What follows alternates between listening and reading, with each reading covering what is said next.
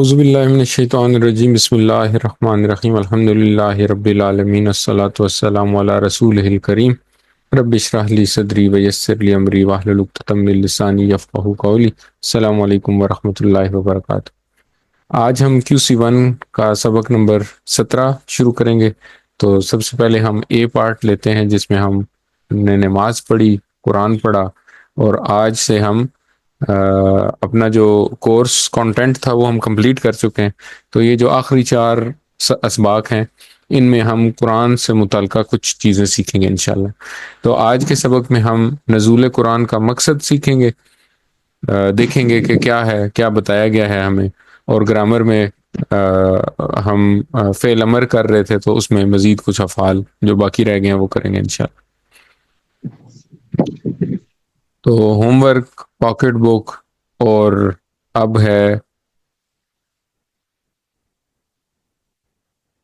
اچھا یہ جو 4 اسباق ہیں ان میں ہم جو ڈسکشن کریں گے وہ یہ کریں گے کہ جو ہم لوگوں نے ڈیسائیڈ کیا تھا شروع میں کہ ہم نے نماز سیکھنی ہے، اذان، نماز سے پہلے اذان، وضو کی دعائیں، اس کے بعد نماز کے بعد کی دعائیں، اور کچھ 6 صورتیں۔ تو یہ سارا کچھ تو ہمارا کمپلیٹ ہو گیا کورس۔ تو اس کورس کی مدد سے، اس کورس میں جو کچھ کنٹینٹ ہم نے پڑھا اس کی مدد سے ہم لوگوں نے الحمدللہ قرآن کریم کے 50% الفاظ سیکھ لیے۔ تو اب آگے جو پوائنٹ ہم پروو کرنا چاہتے ہیں وہ یہ کہ ہمیں اس کورس پہ رکنا نہیں ہے، بلکہ اب ہمیں قرآن کے باقی جو 50% الفاظ ہیں ان کو سیکھنے کی نیت کرنی ہے سب سے پہلے، اور نیت کے ساتھ ساتھ پھر ان کو سیکھنے کی کوشش کرنی ہے، اور اس کے ساتھ قرآن کو سمجھنے کی تیاری کرنی۔ تو اگلے جو 4 اسباق ہیں ان میں ہم کیا چیزیں سیکھیں گے، کیا چیزیں ڈسکس کریں گے۔ سب سے پہلے آج کا جو سبق ہے اس میں ہم دیکھیں گے کہ قرآن کے نازل ہونے کا مقصد کیا ہے۔ پھر ہم اگلے لیسن میں دیکھیں گے کہ قرآن آسان ہے، اس کی کوئی دلیل ڈھونڈیں گے، اس کا کوئی آپ کو ثبوت دیں گے انشاءاللہ، اور یہ دیکھیں گے کہ اس کا سیکھنا بہترین کام ہے۔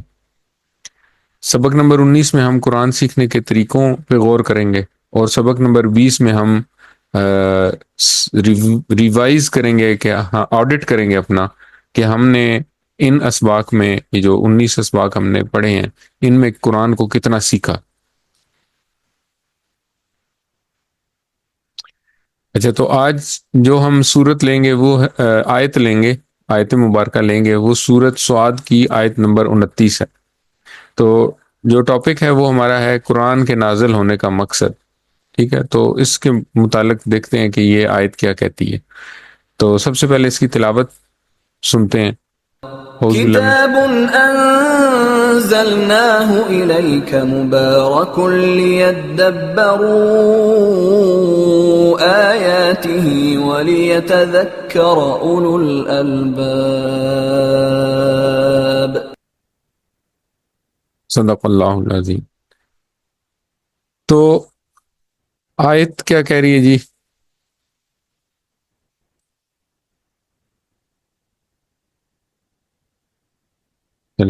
آیت کہہ رہی ہے کہ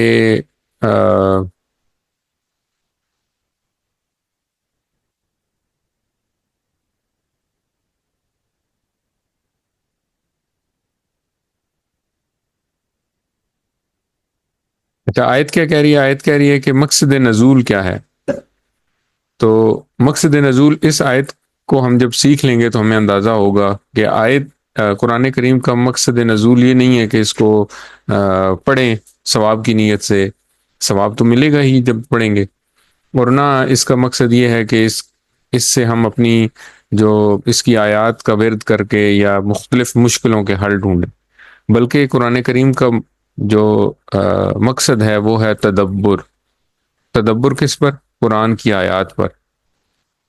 اور قرآن کی آیات کس زبان میں ہے؟ قرآن کی زبان ہے عربی۔ تو اس لیے قرآن کی عربی کو سمجھنا ضروری ہے، اور ہم نے دیکھا ہے کہ یہ اتنا مشکل کام بھی نہیں ہے۔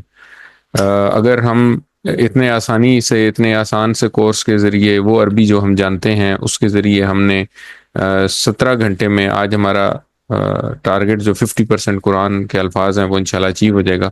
تو 17 گھنٹے میں اگر ہم قرآن کی عربی 50% سیکھ لیتے ہیں تو باقی عربی بھی سیکھ سکتے ہیں انشاءاللہ. اب قرآن کریم کا ترجمہ عام طور پہ لوگ جو ہے نا وہ جب قرآن پڑھنا چاہتے ہیں یا قرآن سیکھنا چاہتے ہیں یا قرآن کے اوپر غور کرنا چاہتے ہیں تو وہ کیا کرتے ہیں, وہ قرآن کریم کا ترجمہ پڑھتے ہیں.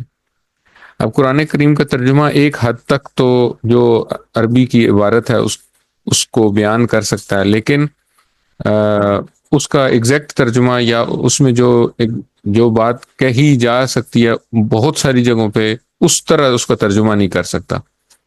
مثال کے طور پر ہم یہ ایک شعر اگر دیکھیں جو آپ کے سامنے لکھا ہوا ہے, تو اس کو اگر ہم اردو میں پڑھیں گے تو آپ دیکھیں گے کہ صرف 4 الفاظ استعمال ہوئے ہیں اس میں, کیسے, ایسے, ویسے اور ہو گئے.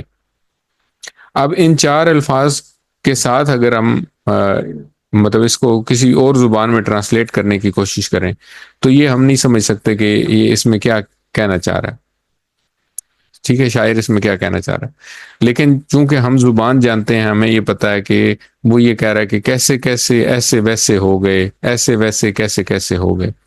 تو اب یہ جو اس کے اندر جو مطلب ہے یا جو اس کے اندر جو معنی ہے وہ ہم ٹرانسلیٹ نہیں کر سکتے کسی اور زبان میں. مثال کے طور پہ انگلش میں ہم ٹرانسلیٹ کریں تو اس کو کیسے کریں گے؟ ہم کہیں گے مطلب ہم اس کو کیسے کو اگر ہم کہیں کہ ہم کیسے کی جو ٹرانسلیشن ہے وہ کہیں ہاؤ, اور ایسے کو کہیں دیز, اور ویسے کو کہیں دے, اور تو ہم اس کو ٹرانسلیٹ نہیں کر سکتے. جب انسانی کلام کو ٹرانسلیٹ کرنا اتنا مشکل ہے کسی اور زبان میں کہ آپ ہر چیز کو اس طریقے سے بیان نہیں کر سکتے جس طریقے سے کہی گئی ہے, تو اللہ تعالیٰ کے کلام کو اردو میں جو ترجمہ کیا جاتا ہے اس کو کلام کے برابر سمجھنا تو بے وقوفی ہے.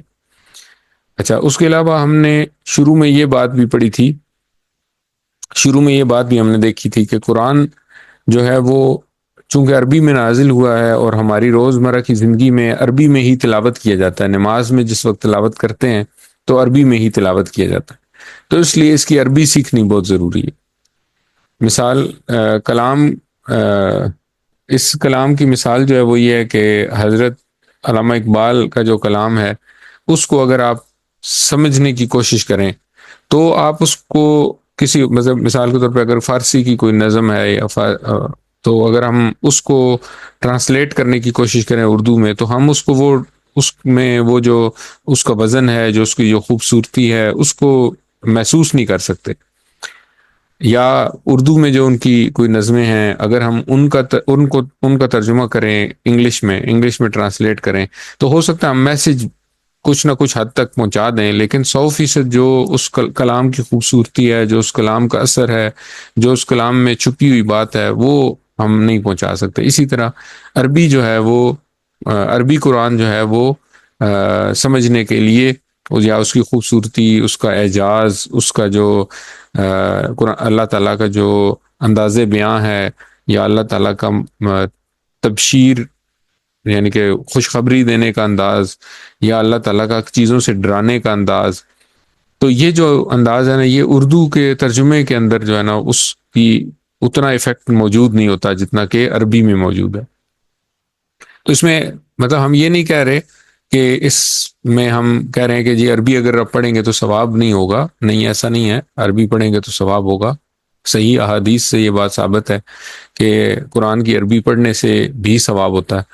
اور نہ ہم یہ کہہ رہے ہیں کہ ترجمے کی قدر کم ہو گئی ہے, بلکہ ہم ترجمے کو ایز اے برج یوز کر کے سیکھیں گے, لیکن جو ترجمہ ہے وہ ہماری منزل نہیں ہونی چاہیے.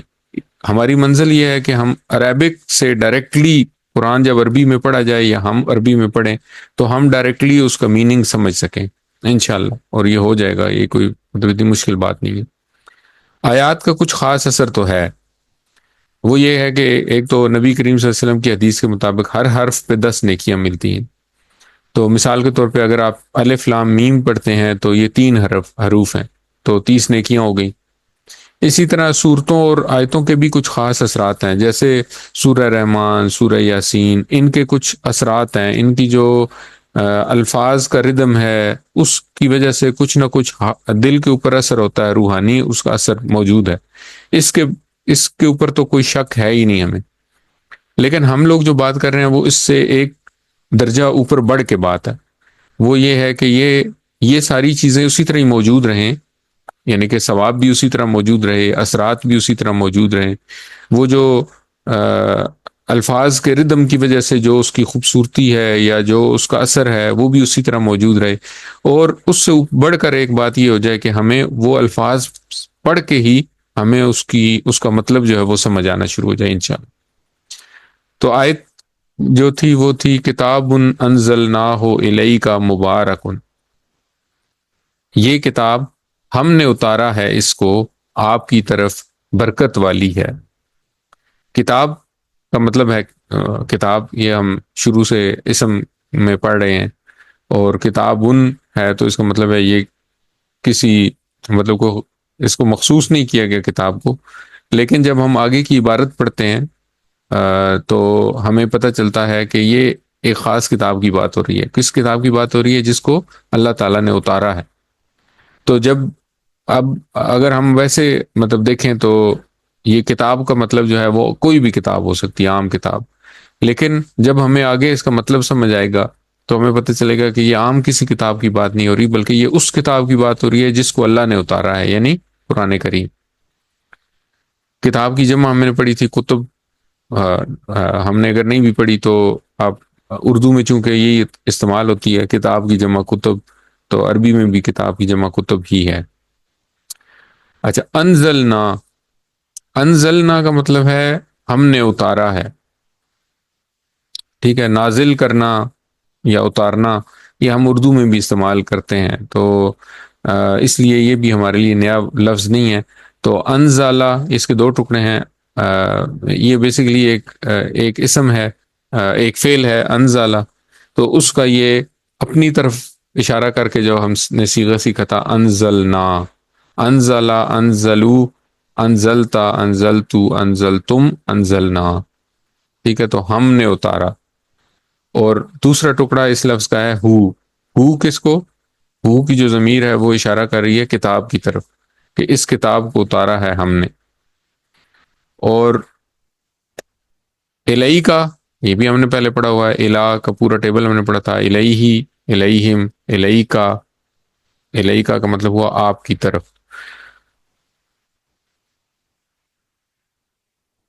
ٹھیک ہے۔ مبارکن بھی ہم لفظ پڑھ چکے ہیں پہلے، مبارک کا مطلب ہے برکت والا۔ تو مثال کے طور پہ ہم نے پڑھا تھا کہ ہم ایک دوسرے کو کہتے ہیں کہ عید مبارک یا شادی مبارک یا سالگرہ مبارک، کوئی بھی جو چیز مبارک ہم کہتے ہیں، تو ہم بیسیکلی یہ کہہ رہے ہوتے ہیں کہ یہ جو بھی دن ہے یہ آپ کے لیے برکت والا ہو۔ تو مبارک ان کا مطلب ہے برکت والی۔ تو یہ کتاب اتارا ہے اس کو ہم نے آپ کی طرف، یہ برکت والی ہے، یعنی کہ وہ عام کتاب نہیں ہے، یہ برکت والی ہے۔ اور برکت کے بارے میں ہم نے پڑھا تھا سورہ جب درود ابراہیمی ہم نے پڑھا تھا، تو وہاں پہ ہم نے پڑھا تھا کہ برکت کا معنی کیا ہے؟ کسی نعمت کا ملنا، ٹھیک ہے، کسی نعمت کا ملنا، پھر اس نعمت کا قائم رہنا، اور اس میں بڑھتے رہنا، اس میں اضافہ ہوتے رہنا۔ تو یہ تین چیزیں جو ہے نا یہ برکت کے معنی میں آتی ہیں۔ تو قرآن کریم کے اندر، قرآن کریم جو ہے وہ ایک نعمت ہے بیسیکلی ہم لوگوں کے لیے، یہ ہمیں اللہ تعالیٰ نے دی ہے، ٹھیک ہے، یہ مسلسل ملی ہوئی ہے ہمیں، اور جیسے جیسے ہم اس کو سمجھیں گے یا جیسے جیسے ہم اس پہ دھیان دیں گے، ہم اس پہ توجہ کریں گے، تو اس کا ہماری زندگی میں اثر بڑھتا رہے گا، نظر آتا رہے گا۔ اب قرآن کی برکت اگر آپ دیکھیں تو قرآن کی برکت جو ہے نا اس کی کچھ مثالیں ہم آپ کے سامنے رکھتے ہیں۔ مثال کے طور پہ قرآن اتنا بابرکت ہے کہ جس مہینے میں یہ قرآن اترا، یعنی کہ رمضان، وہ بہترین مہینہ بن گیا، 12 مہینوں میں سب سے بہترین مہینہ رمضان کا مہینہ بن گیا۔ جس رات میں یہ اترا وہ 355 راتوں میں سب سے برکت والی رات ہو گئی، یعنی کہ 355 راتیں ہیں اگر ایک اسلامی دن میں، تو ان میں وہ رات جس میں یہ قرآن اترا، وہ رات اللہ تعالیٰ نے فرمایا کہ وہ 1000 مہینوں سے بہتر ہے۔ تو اب آپ اسے اندازہ لگائیں کہ قرآن کتنی برکت والا ہے۔ پھر اس کے بعد جس رسول پر اترا، وہ رسول عام رسول نہیں ہے، وہ رسولوں کے سردار ہیں، اور ہمارے سب سے پیارے رسول، سب سے رسولوں میں سب سے بہترین رسول نبی کریم صلی اللہ علیہ وسلم پر اترا۔ اور جس شہر میں اترا وہ کون سا شہر ہے؟ وہ سب سے بہترین امن والا شہر۔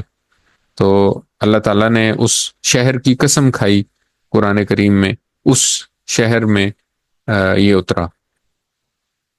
پھر اس کتاب نے کیا کیا آج تک؟ اگر ہم دنیا کی تاریخ میں دیکھیں تو جس قوم، جن لوگوں کی موجودگی میں یہ اترا، ان کی زندگیاں بدل گئیں۔ صحابہ کرام، اگر آپ صحابہ کرام کی زندگیوں پر غور کریں تو صحابہ کرام کیا تھے؟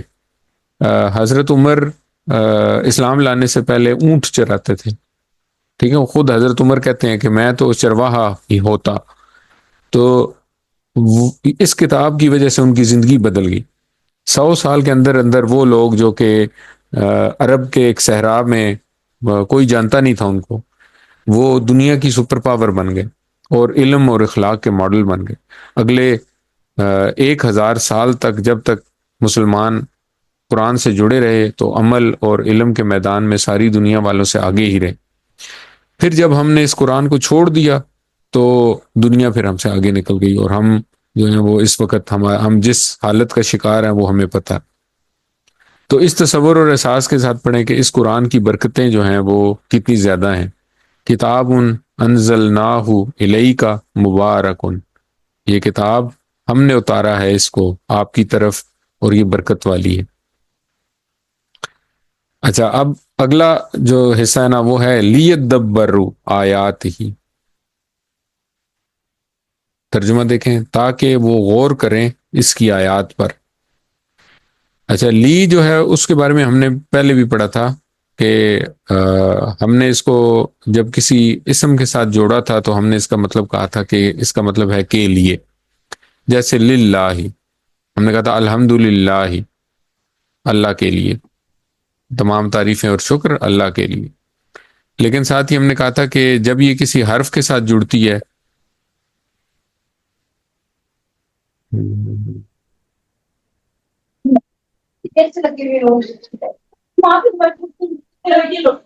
جب یہ کسی حرف کے ساتھ جڑتا ہے تو اس کا مطلب ہے حرف یا اسم کے ساتھ جب جڑتا ہے تو اس کا مطلب ہے کے لیے۔ لیکن جب یہ کسی فعل کے ساتھ جڑتا ہے تو اس کا مطلب ہے، ہو جاتا ہے تاکہ۔ لی کا مطلب ہے، اب یدبرو جو ہے یہ ایک حرف ہے، اور ہمیں یہ نظر آ رہا ہے کہ یا جو ہے یہ مضارع کا نشانی ہے مضارع کی، اور یدبرو کا مطلب ہے کہ یہ مضارع کا جو دوسرا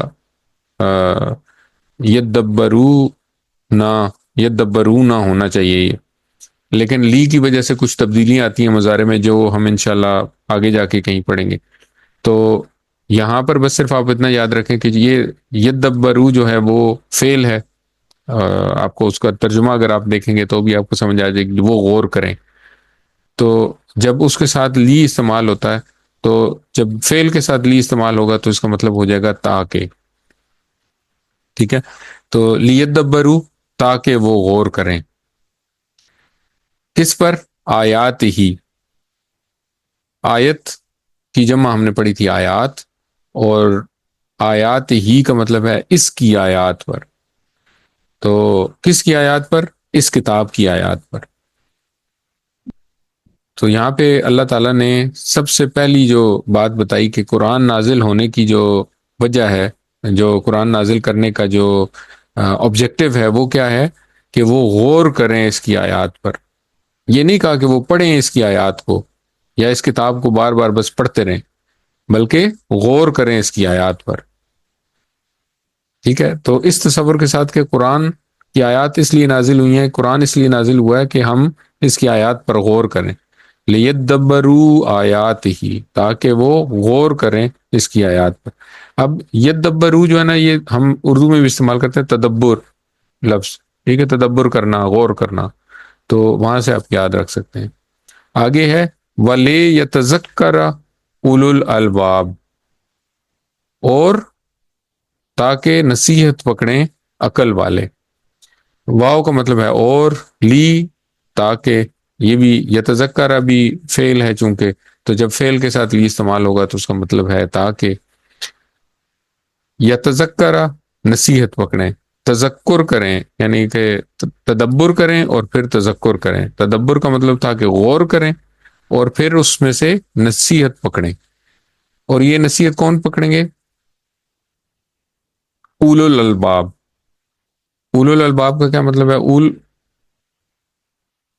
اولو کا مطلب ہے والے، اور الباب جو ہے یہ لب کی جمع ہے. لب لفظ ہے عقل، لب کا مطلب ہے عقل، اور لب کی جمع ہے الباب. تو اولو الالباب کا مطلب ہوا عقل والے یا عقل رکھنے والے.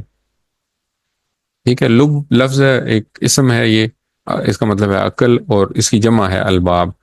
تو اولو الالباب کا مطلب ہے عقل والے لوگ. تو کیا ہوا؟ وَلِيَتَذَكَّرَ اولو الالباب، تاکہ نصیحت پکڑیں عقل والے.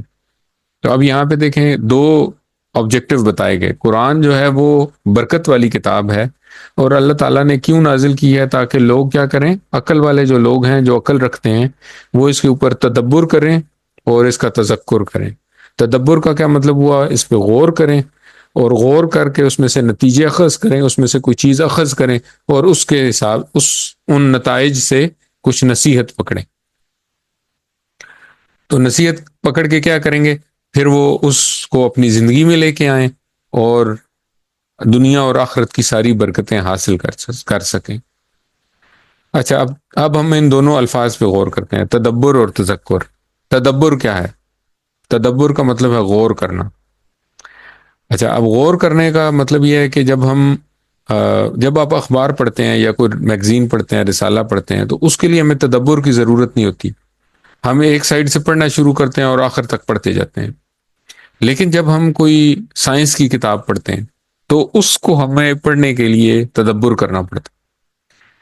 یعنی کہ ایسے نہیں ہو سکتا کہ ہم سائنس کی کتاب بھی ایک کونے سے پڑھنا شروع کریں اور آخر تک پڑھتے جائیں اور اس کو رکے نہیں، ریپیٹ نہیں کریں، کچھ بھی نہیں کریں. بلکہ ہمیں یہ کرنا پڑے گا کہ ہم ایک پیراگراف پڑھیں گے، پھر اس کو سمجھنے کی کوشش کریں گے کہ اس میں کیا کہنا چاہ رہا ہے بندہ، جو لکھنے والا ہے، مصنف ہے، آتھر ہے، وہ اس جملے میں کیا کہنا چاہ رہا ہے. پھر ہم اس جملے کے بعد، اس پیراگراف کے بعد، اس سے اگلا پیراگراف پڑھتے ہیں.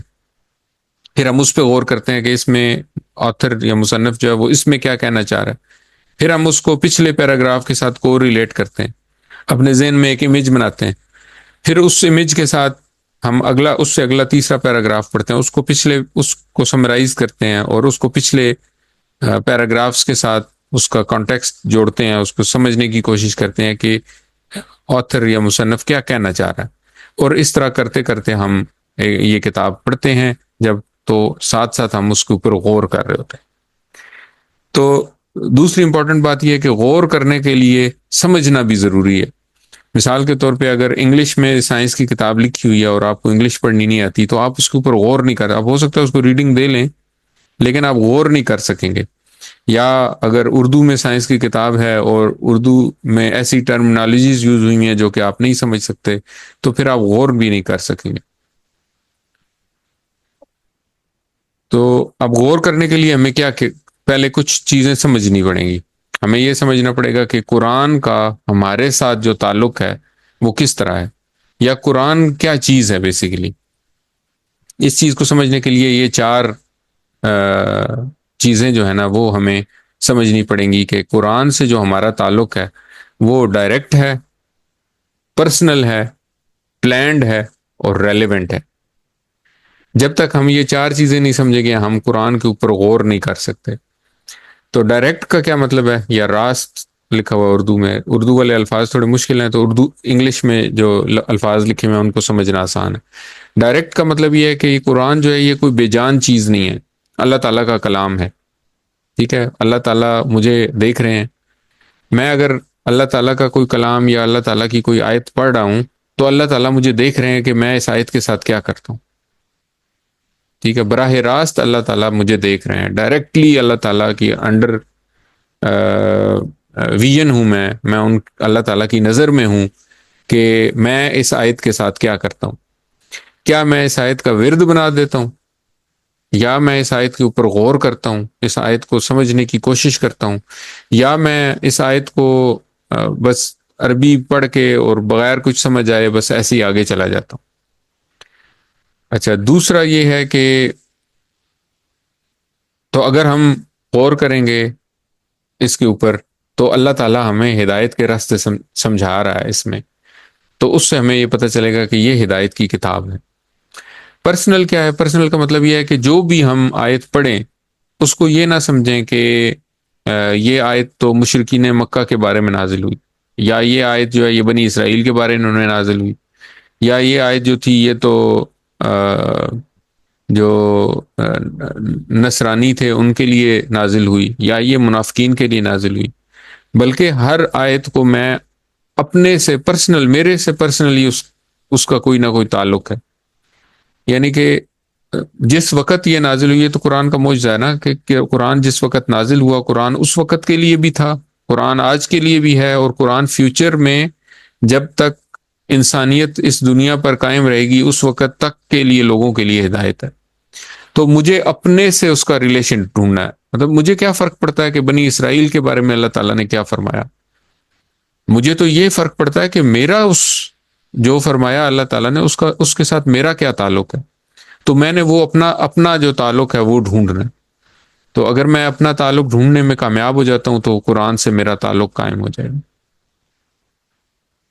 تیسرا ہے پلانڈ، ٹھیک ہے، تو یہ ہم نے بات ڈسکس کر لی کہ پرسنل تعلق ہے قرآن کے ساتھ۔ تیسرا ہے پلانڈ ہے۔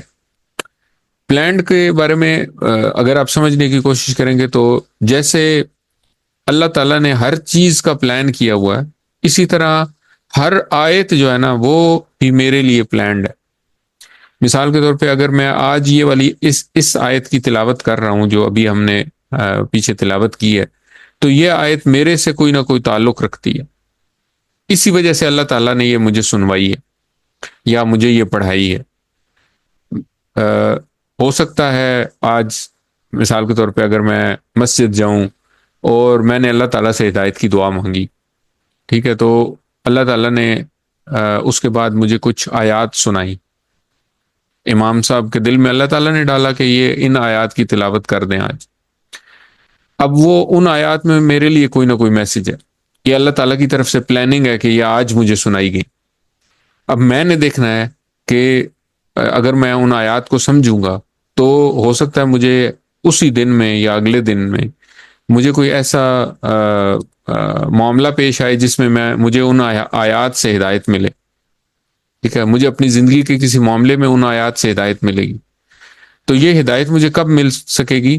یہ اللہ تعالیٰ کا جو پلانڈ جو کام تھا جس کی وجہ سے میں نے وہ آیت سنی، وہ مجھے اس وقت سمجھ آئے گی جس وقت میں قرآن کو ڈائریکٹلی سمجھ پاؤں گا کہ قرآن میں اللہ تعالیٰ کیا کہنا چاہتا، ٹھیک ہے۔ تو جس طرح ہم کہتے ہیں کہ دانے دانے پہ لکھا ہے کھانے والے کا نام، اسی طرح ہم کہیں گے کہ آیت آیت پر لکھا ہے سننے والے کا نام اور پڑھنے والے کا نام۔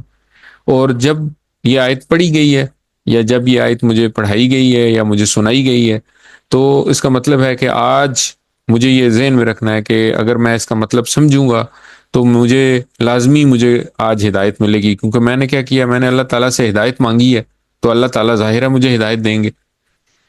چوتھا جو پوائنٹ ہے وہ یہی ہے کہ یہ میرے سے متعلقہ ہے، میرے سے ریلیونٹ ہے، ٹھیک ہے۔ قرآن میں ہدایت کے لیے پڑھ رہا ہوں یا سن رہا ہوں، تو ایسے کیسے ہو سکتا ہے کہ اللہ تعالیٰ نے مجھے ایک آیت سنائی، میں نے ہدایت کی دعا کی اور اللہ تعالیٰ نے مجھے اپنا کلام سنوایا یا پڑھایا اور یہ میرے سے غیر متعلق ہو؟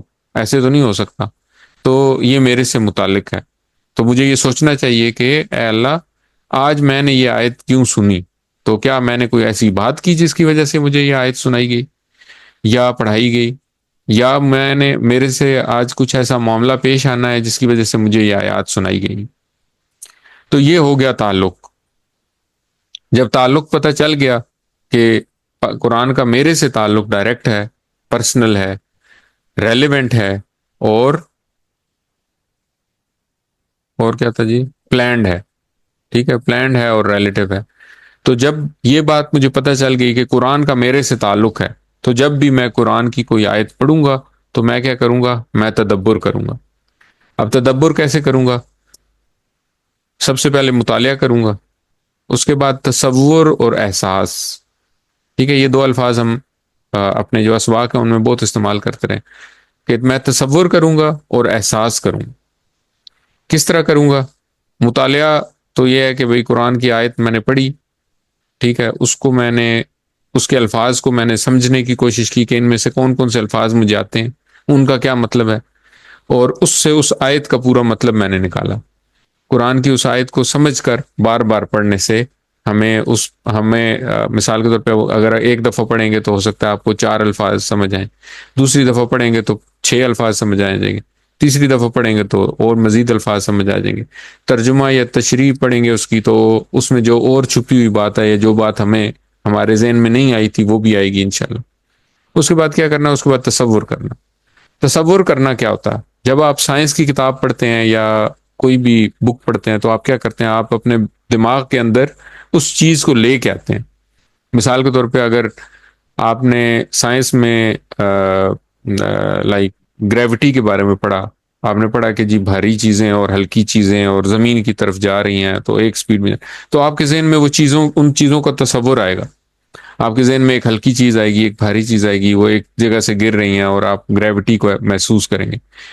تو یہاں پہ بھی اللہ تعالیٰ جب بیان کرتے ہیں کوئی بھی چیز، مثال کے طور پہ جب اللہ تعالیٰ نے اپنی نشانیوں کی بات کی قرآن میں، اللہ تعالیٰ نے زمین کی بات کی، تو آپ زمین کے بارے میں سوچیں کہ زمین کیا چیز ہے. تو جب آپ سوچیں گے تو آپ کو احساس ہوگا کہ زمین کتنی خوبصورت چیز ہے، کتنی کمپلیکس اللہ تعالیٰ کی کیا کریشن ہے زمین، جس کے بارے میں اللہ تعالیٰ بار بار بات کرتے ہیں. دیکھیں ہمارا اٹھنا اس زمین سے ہے. ہم بچے ہوتے ہیں، چھوٹے بچے سے لے کے جب بڑے انسان تک گرو کرتے ہیں تو ہمارا سارا سورس جو ہے نا اس زمین سے آ رہا ہے. چاہے وہ پانی کی شکل میں آئے، چاہے وہ پودوں کی شکل میں آئے، چاہے ان پودوں کو کسی جانور نے کھایا اور پھر ہم نے اس جانور کا گوشت استعمال کیا، اور پھر جب ہم نے ختم ہو جانا ہے، جب ہم نے مر جانا ہے مٹی، پھر ہم نے اس مٹی میں چلے جانا ہے. ہمارے جو بھی فضلات ہیں یا جو بھی ہمارے ویسٹ میٹیریلز ہیں، چاہے وہ ہمارے کھانے کے بعد جو چیزیں بچ جاتی ہیں وہ ہیں، یا ہمارے جسم میں سے جو رطوبتیں نکلتی ہیں وہ ساری بھی ایونچولی اس زمین میں چلی جاتی ہیں. ہم پانی استعمال کرتے ہیں، زمین اس پانی کو فلٹر کر کے دوبارہ استعمال کے قابل بنا دیتی ہے. ہم بارش ہوتی ہے، اس کا پانی بھی زمین کے اندر سمو جاتا ہے اور وہ پھر ہم پانی نکال کے دوبارہ استعمال کرتے ہیں. اسی طرح اگر آپ آسمان کے بارے میں بات کریں، اللہ تعالیٰ نے آسمان کا ذکر کیا. اللہ تعالیٰ نے کہا کہ الی السماء کیف خلقت، تو آپ کیا آسمان کی طرف نہیں دیکھتے کہ اس کو کیسے بنایا میں نے؟ تو آپ آسمان کی طرف دیکھتے ہیں، آپ سورج دیکھتے ہیں، آپ زمین کو دیکھتے ہیں، آپ زمین اور سورج کا ڈسٹینس دیکھتے ہیں، آپ موسموں کا اتار چڑھاؤ، موسموں کو تبدیل ہونا دیکھتے ہیں، آپ صبح کا آنا، شام کا رات کا آنا دیکھتے ہیں. تو یہ ساری چیزیں آپ دیکھتے ہیں اور پھر اس سے آپ کو اپنے رب کی عظمت کا احساس ہوتا ہے. پھر آپ چاند دیکھتے ہیں، ستارے دیکھتے ہیں، اس کے ساتھ جو جو ریلیٹڈ چیزیں ہیں، کیسے سمندروں میں اتار چڑھاؤ آ رہا ہے. پھر بادل دیکھتے ہیں، آپ دیکھتے ہیں کہ آسمان سے بارش برسی، پانی جو ہے وہ بہتا ہوا ہماری ساری ضروریات پوری کرتا ہوا سمندر میں چلا گیا. وہاں سے اللہ تعالیٰ نے اس کو بخارات بنایا اور وہ بخارات پھر ہواؤں کے ذریعے دوبارہ ہمارے تک پہنچ گئے اور پھر وہاں پہ آ کے انہوں نے بارش دوبارہ برسائی. پھر رب العالمین کا ذکر ہو تو جیسے ہم نے کہا کہ مختلف جہانوں، جیسے ہم نے اس کورس میں بھی شروع میں بات کی کہ مختلف جہانوں میں دیکھتے ہیں، اس میں مخلوقات کا تصور کرتے ہیں اور ان کی ضروریات کو دیکھتے ہیں اور ان کی ضروریات کا پورا کیا جانا دیکھتے ہیں. آپ اپنے اندر دیکھتے ہیں. تو یہ سارا کچھ تصور. پھر اس کے بعد احساس کریں، اس تصور کرنے کے بعد اس چیز کا احساس کریں. مثال کے طور پہ جنت یا جہنم کا ذکر ہے تو جنت کا تصور کریں، جنت کیسی ہوگی، جہنم کی ہولناکیوں کا تصور کریں کہ وہ کیسی ہوں گی. پھر ان کا احساس کریں، شکر کا احساس کریں. اگر اب نعمتوں کا ذکر ہو رہا ہے تو شکر کا احساس کریں کہ یہ نعمتیں مجھے ملی ہیں. رب کی بڑائی کا احساس ہو رہا ہے تو اس کی عظمت کا احساس کریں. رب کی بڑائی کا ذکر ہو رہا ہے تو اس کی عظمت کا احساس کریں. زمین اور آسمان کا ذکر ہو رہا ہے تو شکر کا احساس کریں کہ اللہ تعالیٰ نے یہ زمین آسمان ہمارے لیے بنائے، ہوائیں بنائیں، بادل بنائے. جنت کا ذکر ہو تو شوق اور امید پیدا ہو ہمارے اندر کہ انشاءاللہ ہم بھی اس جنت تک پہنچیں گے. جہنم کا ذکر ہو قرآن کریم میں جب بھی جہنم کا ذکر آئے ہمارے سامنے تو ہمیں خوف اور ڈر پیدا ہو. تو جب یہ احساس تصور، جب مطالعے کے بعد ہم تصور کریں گے، تصور کے بعد احساس ہوگا، تو اس سے ہمارا تدبر بڑھے گا. تو یہ جو پکچر ہم بار بار دیکھتے رہے ہیں، اس کا یہ جو سینٹر والا حصہ ہے مطالعے کے بعد، یہ جو سینٹر والا حصہ ہے یہ کیا ہے؟ یہ تدبر ہے. تو تدبر کے بعد کیا کرنا ہے ہم نے؟ پھر کرنا ہے تذکر. ٹھیک ہے، قرآن کے جو دو آبجیکٹو بتائے اللہ تعالیٰ نے، ایک تدبر اور ایک تذکر. تدبر تو یہ ہے کہ ہم نے تدبر کر لیا، ہم نے یہ بات سمجھ لی، ہم نے احساس کیا، اور ہم اس سچویشن میں پہنچ گئے. اور اس کے بعد کیا کرنا ہے ہم نے؟ سب سے پہلے ہم نے تذکر کے لیے کیا کرنا ہے؟ یہ جو سرکل ہے، جو باہر یہ سرکل ہے، اس کے جو 4 چیزیں ہیں، یہ ہے تذکر. تذکر کیا ہے؟ نصیحت پکڑنا. نصیحت کیسے پکڑیں گے؟ جب ہم احساس کریں گے تو ہم کوئی نہ کوئی دعا نکالیں، اس میں سے، اس میسج میں سے فوراً کوئی نہ کوئی دعا نکالیں، اور سامنے کس چیز کو رکھیں؟ حضرت عکاشہ کی مثال کو، کہ جیسے ہی آپ کے سامنے کوئی بات بیان ہوئی، آپ نے فوراً کوئی چیز مانگ لی، یا کسی چیز کو مانگ لیا، جنت کا ذکر ہوا تو جنت مانگ لیں رب سے، کیا پتا اسی وقت جنت مل جائے آپ کو. دوزخ کا ذکر ہوا، آگ کا ذکر ہوا، عذاب کا ذکر ہوا، تو اللہ کی پناہ میں مانگ لیں فوراً، ہو سکتا ہے دعا قبول ہو جائے اسی وقت. اچھا، اس کے بعد احتساب. اگلا سٹیپ کیا ہے؟ احتساب. احتساب کیا ہے؟ کہ آپ اپنے وہ جو بھی میسج آپ نے ریسیو کیا اس آیت میں سے، اس سے اپنا احتساب کریں. میرا گزرا ہوا دن کیسا تھا؟ میرا آج کا دن کیسا تھا؟ میرا گزرا ہوا ہفتہ کیسا تھا؟ اور پھر آپ پلان بنائیں. اگر تو آپ احتساب کرتے ہیں اور آپ کو لگتا ہے کہ آپ بالکل ٹھیک ہیں تو الحمدللہ، اگر نہیں ہے ٹھیک تو پھر پلان بنائیے کہ آپ کس طرح اپنے آپ کو ٹھیک کریں، کس طرح اللہ تعالیٰ نے جو ہدایت آپ تک پہنچائی ہے آپ اس ہدایت کو ایکسیپٹ کریں اور اپنی زندگی میں لے کے آئیں. اور پھر آخری کام کیا ہے؟ تبلیغ کرنا. جو یہ میسج جو ہے یہ ہمیں اپنے جو باقی ساتھی ہیں، مسلمان دوست ہیں، ان تک پہنچانا ہے. جو اسلام کا پیغام ہے وہ باقی جتنے غیر مسلم ہیں ان تک پہنچانا ہے. تو یہ 4 چیزیں جو ہیں یہ مل کے کیا بنیں گی؟ تذکر. تو سب سے پہلے دعا ہو گئی، پھر اس کے بعد دعا کے بعد احتساب کرنا ہے، احتساب کے بعد پلان بنائیں، اور پلان کے بعد پلان جب بنائیں گے تو اس میں ایک بات یاد رکھیں کہ اجتماعی معاملات میں علماء کرام سے ہم نے اس پروگرام کو چیک کر لینا ہے، اور پھر ہم لوگوں نے کیا کرنا ہے؟ اس کو تبلیغ کرنی ہے. تبلیغ کیوں کرنی ضروری ہے؟ کیونکہ نبی کریم صلی اللہ علیہ وسلم نے فرمایا بلغوا عنی ولو آیا، پہنچا دو میری طرف سے چاہے ایک آیت ہی ہو. تو جب ہم ایک آیت کو سمجھ لیں گے، اس کو اپنی زندگی میں لانے کا طریقہ سیکھ لیں گے، تو اس کے بعد ہم نے اس آیت کی تبلیغ کرنی ہے. کیونکہ نبی کریم صلی اللہ علیہ وسلم کے بعد یہ جو بوجھ ہے، تبلیغ کا جو بھاری بوجھ ہے، وہ ہمارے کندھوں پر ہے، اور ہم انشاءاللہ اس کو پورا کریں گے. اچھا، اب آج کے سبق میں ہم نے جس طریقے سے جو یہ سرکل کا استعمال کیا، تو انشاءاللہ اس کے بعد ہم اگلے آنے والے اسباق میں جو بھی آیات پڑھیں گے ان کو اسی طرح پڑھیں گے. اور اس کے بعد جب ہم اگلا کورس کریں گے، QC1 کمپلیٹ ہو جائے گا انشاءاللہ، تو QC2 میں ہم قرآن کو بالکل اسی انداز میں پڑھنے کی کوشش کریں گے. ہم ہر آیت کا مطلب نکالیں گے مطالعے کے بعد، اس میں سے تصور اور احساس کریں گے، اس کے بعد دعا نکالیں گے، دعا کے بعد ہم پلان بنائیں گے، احتساب کریں گے، ان کو ہم اسی پیٹرن پہ پڑھیں گے انشاءاللہ. تو ہم تمام آیات کو پڑھیں گے، مطالعے کے بعد ان کا تصور اور احساس کے ساتھ ان کی جو بھی ان کے اندر میسج دیا گیا اس کو سمجھیں گے، تدبر کریں گے، اور پھر اس کے بعد تذکر کی سٹیجز میں ہم اس میں سے کوئی دعا نکالیں گے اپنے لیے. دعا نکال کے اس دعا کے حساب سے ہم اپنے روزمرہ کا احتساب کریں گے. احتساب کے بعد ہم پلان بنائیں گے، اور پلان کے بعد ہم اس کو اپنی زندگی میں کیسے، اس کو تبلیغ کیسے کرنا ہے اس کے بارے میں پڑھیں گے انشاءاللہ.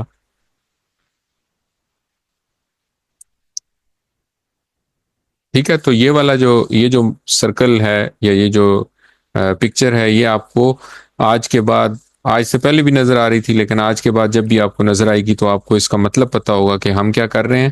ہم اللہ تعالیٰ کے ایک حکم کے مطابق، یا اللہ تعالیٰ کی ایک دی گئی ہدایت کے مطابق اس کتاب کے جو بھی آیات ہیں ان کے اوپر تدبر اور تذکر کرنے کی کوشش کر رہے ہیں. تو ہم تدبر کریں گے جو کہ مطالعہ ہے، تصور اور احساس ہے، اور اس کے بعد ہم تذکر کریں گے جو کہ یہ سرکل ہے انشاءاللہ۔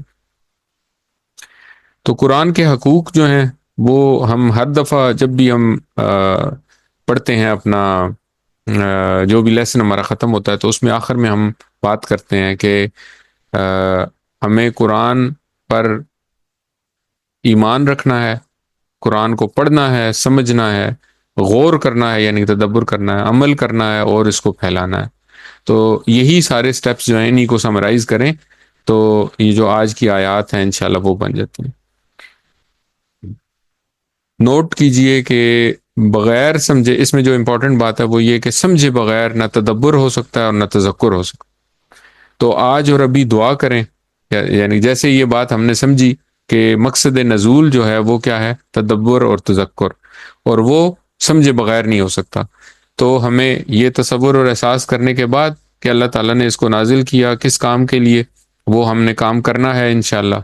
تو ساتھ ہی ہم فوراً دعا کریں کہ اللہ قرآن کریم سیکھنے میں ہم سب کی مدد فرما، آمین۔ اور پھر ہم اپنا احتساب کریں کہ ہم دن بھر میں کتنا وقت جو ہے وہ قرآن کریم سیکھنے میں لگاتے ہیں اور کتنا وقت جو ہے وہ فضول کے کام کرتے ہیں۔ اگر ہم ان فضول کے کاموں کو کٹ ڈاؤن کریں اور قرآن پہ ذرا زیادہ ٹائم لگائیں تو انشاءاللہ یہ بہت زیادہ پروڈکٹیو ہو۔ اور پھر پلان بنائیں کہ چاہے کچھ بھی ہو جائے انشاءاللہ ہم قرآن کریم سیکھنے کا پروگرام مسلسل جاری رکھیں، چاہے وہ یہ قرآن کورسز کے تھرو ہو، یہ جو ہمارے کورسز ہیں، یا کسی اور طریقے سے ہو۔ انشاءاللہ یہ جو سفر ہم نے اکٹھے شروع کیا ہے انشاءاللہ ہم اس سفر کو جاری رکھیں گے، اور ایک وقت آئے گا کہ قرآن کے 100% الفاظ سیکھنے کے بعد ہم قرآن کا جو آگے اس کو تدبر کرنا، اس کی تفسیر کرنا اور اس کی باقی چیزیں ان کو سیکھیں گے انشاءاللہ۔ تو اب چونکہ ٹائم کافی اوپر ہو چکا ہے تو ہم سیدھا سیکنڈ جو پریزنٹیشن ہے اس کی طرف چلتے ہیں۔ سبق نمبر 17B میں ہم نے کیا کرنا ہے، ہم نے یہاں پہ سیکھنا ہے فعل امر جو گروپ نمبر 3 اور 4 کے افعال ہیں ان کا فعل امر ہم انشاءاللہ آج کریں گے۔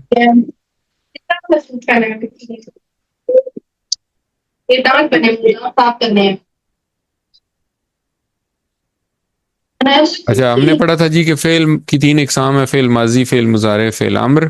فعل ماضی ہم پڑھ چکے ہیں، اس کے سارے ٹیبل ہم یاد کر چکے ہیں۔ فعل مضارع ہم پڑھ چکے ہیں، وہ بھی سارے یاد کر چکے ہیں۔ فعل امر ہم آج کل پڑھ رہے ہیں۔ تو امر کا کیا مطلب ہے؟ کسی چیز کا، کسی کام کا حکم یا درخواست کرنا، اور نہیں کا مطلب ہے کسی کام سے روکنا۔ فعالہ کا ٹیبل ہم نے پڑھا تھا، ٹھیک ہے، فاتحہ کا پڑھا، یہ دونوں پچھلی دفعہ ہم نے ریوائز بھی کر لیے تھے۔ آج ہم ریوائز کرتے ہوئے ناصرہ کا ٹیبل پڑھتے ہیں۔ تو ناصرہ کا ٹیبل اگر کوئی پڑھنا چاہے تو پڑھے، میں اشارے کرتا ہوں ساتھ ساتھ۔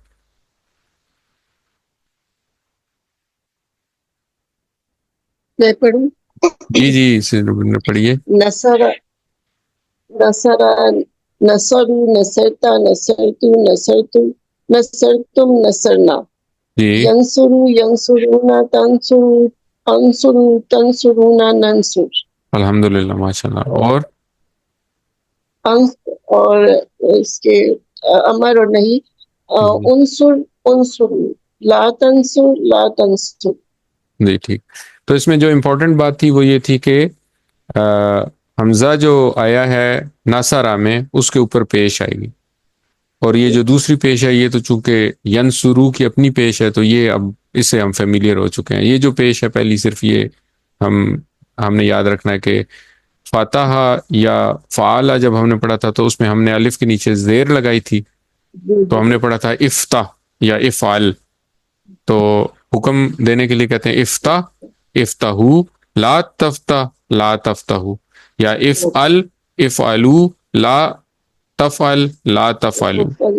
یہاں پہ ہم نے پڑھا انصر، انصرو، لا تنصر، لا تنصرو۔ ٹھیک ہو گیا؟ تو آج جو ہے ہمارا ٹاپک وہ ہے داربا۔ داربا کا جو ٹیبل ہم نے پڑھ چکے میں ہیں وہ کیا ہیں؟ داربا، داربو، دربتا، دربتو، دربتم، دربنا۔ اچھا، پھر ہم نے جب مضارع پڑھا تھا تو ہم نے دیکھا تھا کہ عین کلمے کے نیچے زیر آ جاتی ہے. اس میں اور فعالہ میں یا ناصرہ سے جو فرق ہے، فعالہ اور ناصرہ سے جو فرق ہے وہ یہ ہے کہ اس کے مضارع میں عین کلمے کے نیچے زیر ہے.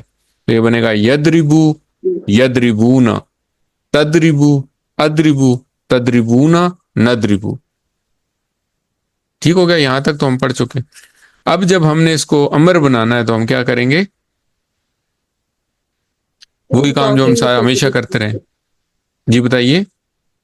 تا ہٹا دیں گے، تا ہٹا تدربو دیں کا گے، تا ہٹا دیں گے، تدریبو کا تا، اور بات تا کو ساکن ہو جائے سائلنٹ گی. کو مطلب ساکن کر دیں گے. تو اب اس اور کو پڑھنا مشکل ہے تو پڑھنے کے لیے ہم کیا کریں گے؟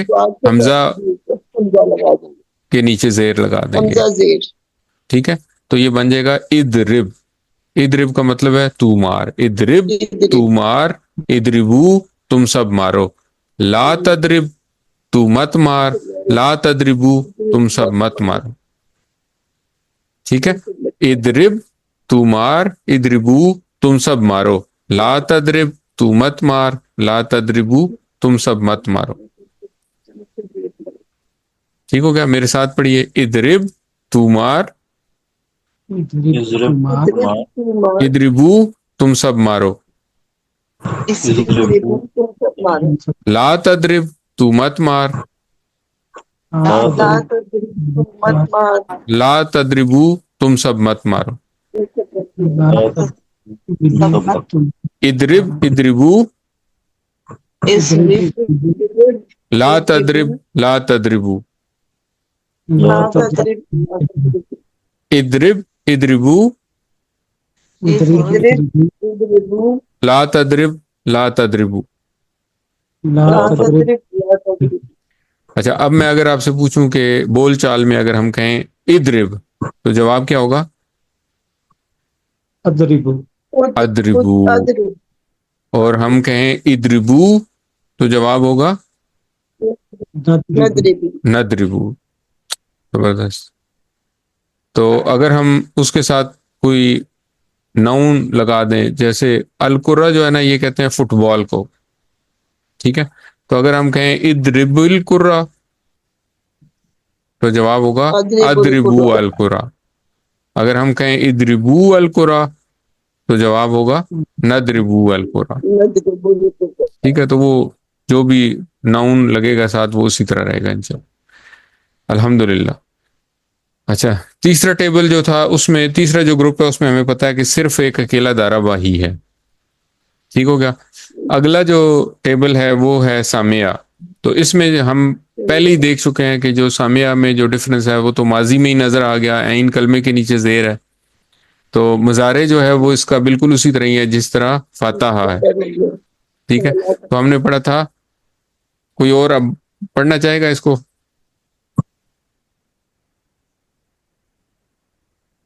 ہم جی جی پڑھیں پڑھیں. مظاہرے پڑھنا. نہیں، سارے ہی پڑھنے ہیں نا. اچھا، ماضی سے شروع کریں. سامعہ. سامع سامعو، ٹھیک ہے سمعت، سمعتم، سمعنا. ٹھیک ہے یسمع، یسمعون، تسمع، اسمع، تسمعون، نسمع. ٹھیک.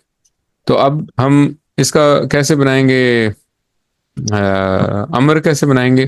تسمعو سے. ٹھیک ہے، کیسے بنائیں گے؟ تا گرائیں گے، عین ساکن ہو جائے گا اور اس سے پہلے حمزہ لگا دیں گے جس کے نیچے زیر ہوگا. تو ہم کیا کہیں گے؟ اس کو پڑھیں گے اسما.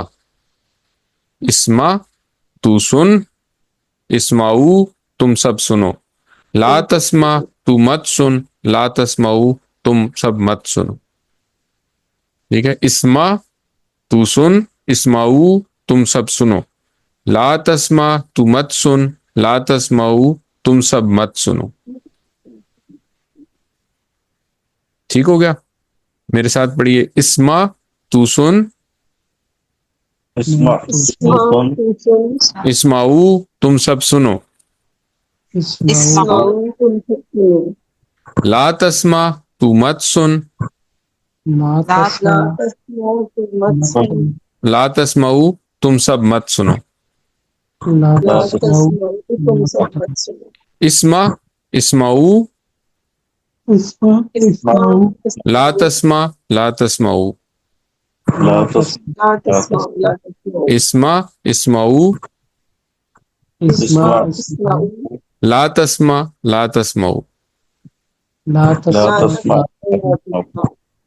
اچھا اب اگر ہم تھوڑا ایسے ہی میں اگر آپ سے پوچھوں کہ اہدی، ہم نے پڑھا تھا نا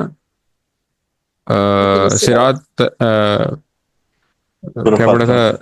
الحمد للہ رب العالمین الرحمن الرحیم مالک یوم الدین ایاک نعبد و ایاک نستعین اہدنا الصراط المستقیم. تو اہدی اب آپ کو کیا لگتا ہے کہ کہاں پہ ہوگا اس ٹیبل میں؟ امر میں امر میں. تو اہدی جو ہے نا یہ بیسیکلی یہاں پہ ہے، یہ اہدی، ٹھیک ہے. تو اہدی کا مطلب ہے تو ہدایت دے.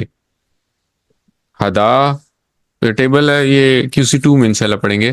ہدا یہدی، نہیں، ہدا یہدی اہدی. اہدی کا مطلب ہے تو ہدایت دے. چلیں جی، تو اب آگے تھا بول چال. تو اگر اسما کا جواب ہوگا اسماؤ سے، اور اسماؤ کا جواب ہوگا نسماؤ سے، نسمع ٹھیک ہے. اسما کا جواب ہوگا اسماؤ، اور اسماؤ کا جواب ہوگا نسماؤ. اور اگر ہم اس کے ساتھ کوئی لفظ لگا لیں جیسے اسما القرآن، تو سن قرآن، تو جواب ہوگا اسماء القرآن، میں سنتا ہوں قرآن یا میں سنوں گا قرآن. اور اگر کہا جائے اسماء القرآن، تم سب سنو قرآن، تو جواب ہوگا نسمع نسمع القرآن، ہم سب سنتے ہیں یا ہم سب سنیں گے قرآن. اچھا، اس کے بعد تھا جی، اس کے بعد والا ٹیبل ہے جی عالمہ کا. تو سمیہ کے بعد دو اور اس کے گروپ ممبرز ہیں، ایک عالمہ ہے اور ایک عاملہ ہے. ٹھیک ہے، اب کوئی اور ساتھی عالمہ کا ٹیبل کرنا چاہے؟ سر میں کروں؟ جی جی، کریے کریے. عالمہ، عالمہ، عالم، عالمہ، علمتا، علمتا. علمتم، علمنا. فعل مضارع میں یعلمو، یعلمون، تعلمو، عالمو، تعلمون، نعلمو. ٹھیک. تو اب جب تعلمو سے ہم کیا کریں گے؟ تعلمو ہے، ٹھیک ہے، اس کا تا گرائیں گے، میم ساکن ہوگا، حمزہ کے نیچے زیر لگے گی، تو کیا بنے گا؟ اعلم. اعلم تو جان، اعلمو تم سب جانو. لا تعلم تو مت جان، لا تعلمو تم سب مت جانو. اعلم، اعلمو، لا تعلم، لا تعلمو. میرے ساتھ پڑھیے، اعلم تو جان، علم تو جان، اعلمو تم سب جانو.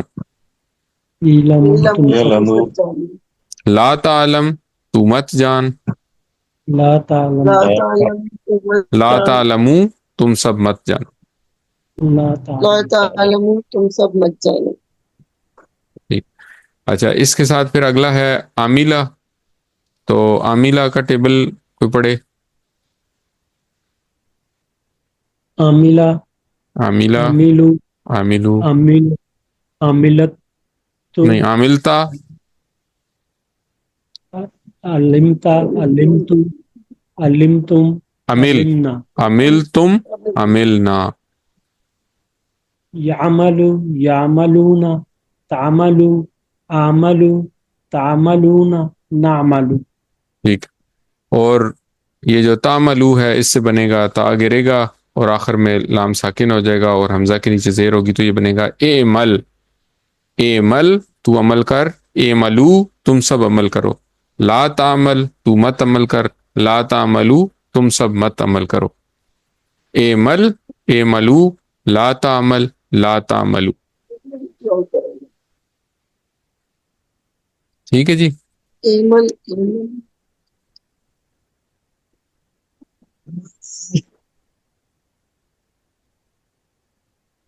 ٹھیک ہو گیا؟ جی چل، الحمدللہ. تو یہ 4 نمونے ہیں افعال کے، جس کو ہم نے یاد رکھنے کے لیے ایک جملہ یاد کیا تھا. کسی کو جملہ یاد ہے وہ؟ قرآن کھولو قرآن کھولو گے، فاتحہ مدد ملے گی، تو اللہ کی مدد آئے اللہ گی، کی مدد ناصرہ ملے گی، نہیں تو مار پڑے گی، نہیں تو اس مار لیے پڑے گی، سن۔ داربا اس لیے سن لو، سامعہ۔ تو اس میں جو فرق ہیں وہ بھی اب ہمیں پتہ چل چکے ہیں کہ فاتحہ یا فعالہ جو ہے وہ ہمارے لیے ایک بیس لائن ہے، ٹھیک ہے۔ ناصرہ جب اس میں کچھ مدد ملتی ہے ہمیں تو کیا ہوتا ہے، وہ جو زبر عین کلمے کے اوپر تھا وہ پیش میں کنورٹ ہو جاتا ہے، جب مار پڑتی ہے داربا تو وہ زبر گر جاتی ہے، زیر بن جاتی ہے، اور سامیہ میں ہمیں پتہ ہے کہ وہ ماضی میں عین کلمے کے نیچے زیر ہے۔ الحمدللہ، نقطہ تعلیم۔ تو رضوان صاحب ایک چیز پوچھنی تھی، جی جی سر۔ یہ اس میں کتاب میں ہے اسم القرآن، آپ نے اچھا جی، بتایا ہے اس کا ہوگا، جواب ہوگا نسم القرآن، جبکہ کتاب میں نسم القرآن سے پہلے سا کا اضافہ ہوا ہے، یہ کیوں؟ مطلب جلد ہاں کتاب جی، میں نسم القرآن لکھا ہوا ہے۔ تو اس کے بارے میں یہ تو ہم نے پڑھا تھا نا ضیاء بھائی، جو جی سوفا جب لگاتے ہیں نا تو اس کا مطلب ہے جلد، اور سا جب لگاتے ہیں تو اس کا مطلب ہے بہت جلد۔ تو اب وہ انہوں نے قرآن سے اپنا لگاؤ یا وہ دکھانے کے لیے آپ کو مطلب یہ بھی کہہ سکتے ہیں آپ کہ میں جلد قرآن سیکھوں گا، ان قریب، فوراً، صحیح ٹھیک صحیح ہے۔ تو اس میں مطلب یہ لفظ ہے جو مضارع میں کہیں بھی لگ سکتا ہے، کسی بھی وقت مضارع میں یہ لفظ لگ سکتا ہے، کیونکہ ماضی میں تو کام ہو چکا نا، ماضی میں تو کام جی جی ختم ہو چکا، اب وہاں پہ تو جلد ان قریب کا ذکر نہیں ہے۔ جو مضارع ہے اس میں آپ یہ لفظ لگا سکتے ہیں، یہ ہم نے پہلے بھی پڑھا تھا۔ تو جب بھی یہ لفظ لگے گا تو اب وہ حال نہیں رہا، بلکہ وہ اب یہ کنفرم ہو گیا کہ یہ کام ابھی ہو نہیں رہا۔ تو اصل میں ہم نے یہ پڑھا نا کہ مضارع میں دو حالات ہو سکتی ہیں، چاہے یہ بھی ہو سکتا ہے کہ وہ کام ابھی حال میں ہو رہا ہے یا مستقبل میں ہو رہا ہے، ٹھیک ہے۔ پھر کچھ الفاظ ہیں جو کہ نشانیاں ہیں کہ یہ حال میں بات ہو رہی ہے یا مستقبل میں بات ہو رہی ہے۔ ایسا نہیں ہے کہ قرآن کریم میں جب کسی جگہ مضارع استعمال ہوگا تو ہم دونوں طرح سے ترجمہ کر سکتے ہیں، کہ ہم یہ بھی کہہ سکتے ہیں کہ یفعلوا اگر آیا تو ہم یہ کہیں گے کہ وہ کام کرتا ہے بھی اس کا مطلب ہو سکتا ہے، اور کرے گا بھی مطلب ہو سکتا ہے۔ بلکہ یہ ہم آگے پڑھیں گے کہ فعل مضارع کے ساتھ کچھ تبدیلیاں آتی ہیں، کچھ الفاظ آتے ہیں جو کہ اس کا مطلب جو ہے نا وہ کسی خاص ٹائم کے لیے فکس کر دیتے ہیں، ٹھیک ہے۔ جب وہ ٹائم کے لیے فکس کر دیتے ہیں تو اب وہ الفاظ جو ہیں وہ بتا دیتے ہیں کہ یہ مستقبل میں ہوگا یا یہ ابھی حال میں ہو رہا۔ تو سوفا یا سا جو ہے نا، یہ ہم نے جو دو الفاظ پڑھے ہیں، یہ مضارع کا جو مطلب ہے اس کو مستقبل کے لیے فکس کر دیتے ہیں۔ تو اب جب آپ کسی کو حکم دے رہے ہیں یا کسی کو ریکویسٹ کر رہے ہیں کہ بھئی یہ کام کر دو، تو اب وہ یہی کہے گا یا کہ میں ابھی کرتا ہوں، یا وہ یہ کہے گا میں ان قریب کرتا ہوں۔ تو اس میں انہوں نے یہ بتایا کہ بھئی سا بھی استعمال ہو سکتا ہے، سوفا بھی لگا سکتے ہیں، آپ یہ بھی کہہ سکتے ہیں سوفا افتحو، ٹھیک ہے، میں جلد کھولوں گا، یا سوفا آپ نے کہا نا اس اسماء کہہ رہے تھے، اسماء القرآن کہہ رہے تھے، جی تو آپ یہ کہہ سکتے ہیں سوفا اسماء القرآن، میں جلد قرآن پڑھوں گا، ٹھیک ہے۔ تو وہ آپ نے صحیح، مستقبل کے لیے فکس کر دیا بیسیکلی، ٹھیک ہے جی۔ بالکل ٹھیک، اچھا، اب پچھلے جی سبق بالکل میں ہم نے یہ دیکھا تھا کہ جب ہم الفاظ کو مثالوں کے ساتھ سیکھتے ہیں تو معنی جلدی یاد ہوتے ہیں، وہ جلدی یاد آتے ہیں اور آپس میں گڑبڑ نہیں ہوتا ہے۔ اچھا، اب ہم نے اس کورس میں کیا کیا، ہم نے اس کورس میں جو بھی مثالیں دیکھی ہیں وہ ساری مثالیں ہماری نماز میں سے ہیں، روزمرہ کی جو نماز ہم پڑھتے ہیں اس میں سے ہے۔ تو ہم نے شروع میں بات کی تھی کہ ہم تقریباً پورے دن میں آدھا گھنٹہ جو ہے وہ عربی بولتے ہیں، لیکن اس پہ غور نہیں کرتے، تو ہمیں یہ نہیں پتہ چلتا کہ ہم یہ جو عربی بول رہے ہیں اس کا مطلب کیا ہے۔ تو جب ہم ان الفاظ کے اوپر غور کرتے ہیں جو عربی ہم پورا دن آدھا گھنٹہ ہم بولتے رہتے ہیں، بے دہنی میں ہم نے یاد کی ہوئی ہے، رٹی ہوئی ہے، اور ہم اسے بولتے رہتے ہیں، تو وہ عربی جو ہے وہ ہمارے لیے آسان ہے، کیونکہ وہ ہم روز آدھا گھنٹہ اس کو بولتے ہیں، اور وہ ہمارے لیے جانی پہچانی ہے کیونکہ ہم اس کو بچپن سے لے کے ابھی تک روز آدھا گھنٹہ بول رہے ہیں، تو ہم نے یہ دیکھا کہ یہ تمام الفاظ جو ہے نا یہ بار بار استعمال ہو رہے ہیں، نہ صرف ہماری زندگی میں بلکہ یہ قرآن کریم میں بھی بار بار استعمال ہو رہے ہیں۔ تو نماز کا ایک جو فائدہ ہے وہ یہ ہے کہ قرآن کے 50% سے زائد الفاظ جو ہے نا وہ نماز سے ہیں۔ اگر ہم نماز کے سارے الفاظ کو یاد کر لیں تو ہمیں کیا ہوگا، ہم 50% قرآن کے الفاظ سیکھ لیں گے۔ اور اس میں ایک ٹپ بھی ہے آپ کے لیے، ٹپ یہ ہے کہ آپ قرآن پڑھتے ہوئے اگر آپ کے سامنے کوئی لفظ آ جاتا ہے جو کہ نماز سے ہے اور آپ کو اس کا مطلب یاد نہیں آ رہا، تو آپ کیا کریں گے، آپ نماز میں اس حصے پہ پہنچ جائیں گے کہ یہ نماز میں کہاں پہ استعمال ہوا۔ تو جب آپ وہاں پہ پہنچیں گے تو انشاءاللہ آپ کو اس کا مطلب یاد آ جائے گا۔ جب مطلب یاد آ جائے گا تو آپ قرآن میں اس کو امپلیمنٹ کر سکیں گے کہ یہ ہم نے کہاں پہ پڑھا تھا اور اس کا کیا مطلب ہے، تو اس میں آپ کو مطلب اخذ کرنے میں آسانی ہوگی انشاءاللہ۔ الحمدللہ سبق نمبر 17 کے اختتام پر ہم 208 الفاظ سیکھ چکے ہیں جو قرآن کریم میں 39,571 بار آئے ہیں۔ آپ سب کو مبارک ہو کہ آج ہم نے 50% کا ہدف جو ہے وہ عبور کر لیا۔ 78,000 کا ہاف جو ہے وہ کتنا بنتا ہے، 39,000۔ تو آج ہم نے 39,500 الفاظ سیکھ لیے۔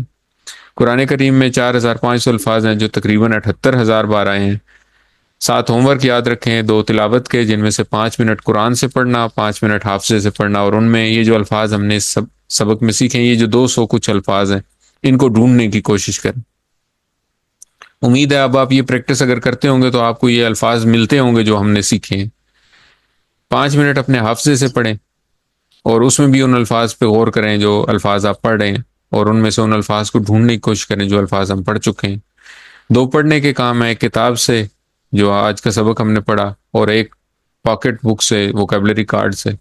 2 کرنے کے کام بھی ہیں، ان میں سے ایک جو ہے وہ ہے جو ہوم ورک آپ کو بھیجا جائے گا، لنک بھیجا جائے گا، اس پہ آپ نے وہ اپنے اٹیمپٹ کرنا ہے آن لائن، اور ایک آپ کے پاس جو ورک بک ہے اس میں اس سبق کا جو بھی ریلیٹڈ کام ہے وہ انشاءاللہ کرنا ہے۔ اس کے علاوہ اس کورس کے قواعد کو سننا، اپنے ساتھیوں سے کورس کی باتیں کرنا، اور نماز میں مختلف صورتوں کی تلاوت کرنا۔ یاد رکھیے آپ منتخب ہیں، اللہ تعالیٰ نے قرآن سیکھنے کے لیے آپ کا انتخاب کیا ہے، اس انتخاب کو نظر انداز مت کریں۔ اپنے لیے دعا کریں، رب زدنی علما، یا اللہ ہمارے علم میں اضافہ فرما، اور اپنے ساتھیوں کے لیے دعا کریں، یا اللہ قرآن کی کلاس میں قرآن سیکھنے میں ہماری مدد فرما۔ ووکیبلری کارڈ کو اپنے ساتھ رکھیں اور دوسروں کو سکھائیں۔ جو کچھ ہم نے سیکھا وہ آسان ہے، اس کو دوسروں کو سکھائیں، اور دوسروں کو سکھانے کا سب سے زیادہ فائدہ آپ کو خود ہوگا، اور انشاءاللہ اگر ٹیچر بننے کے لیے ٹریننگ چاہیے ہوگی تو وہ بھی ملے گی۔ اللہ تعالیٰ سے دعا ہے کہ وہ ہمیں قرآن کو پڑھنے، سمجھنے، غور کرنے، یاد کرنے، عمل کرنے اور پھیلانے کی توفیق عطا فرمائے۔ سبحان اللہ و بحمدہ، سبحانک اللہم و بحمدک، نشہد ان لا الہ الا انت، نستغفرک و نتوب الیک۔ السلام علیکم ورحمۃ اللہ وبرکاتہ۔